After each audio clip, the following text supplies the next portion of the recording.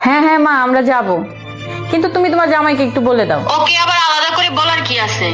না মা, ও তোমার জামাই না, না বললে খারাপ দেখা যায় না। এই নাও, মা কথা বলবে। আসসালামু আলাইকুম মা, ভালো আছেন আপনি? হ্যাঁ হ্যাঁ, তোমরা চলে এসো। রেখে দিল, ব্যস্ত আছে হয়তো। দাঁড়াও, ফোন দিচ্ছি আমি।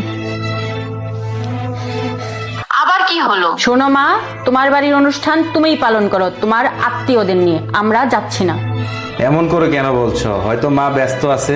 দেখেছিস তো, ও ঠিক বুঝেছে আমি ব্যস্ত আছি। তুই একটু বেশি বেশি করিস। বিয়ে হয়ে গেছে তো তাই নিজেকে অনেক বড় মনে করছিস।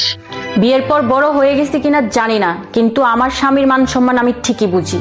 যেখানে আমার স্বামীর সম্মান নেই সেখানে আমি খাবার গিলতে যাব না। শোনো মা, তুমি তোমার দুঃসম্পর্কের কোনো আত্মীয়দের দাওয়াত দিচ্ছ না, তুমি তোমার জামাইকে দাওয়াত দিচ্ছ।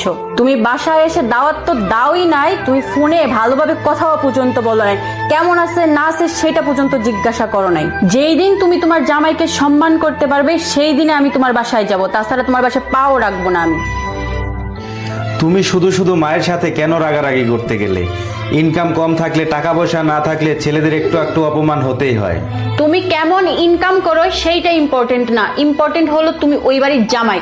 তোমাকে যদি প্রাপ্য সম্মান না দিতে পারে তাহলে কখনো ওই বাসায় পা রাখবো না আমরা।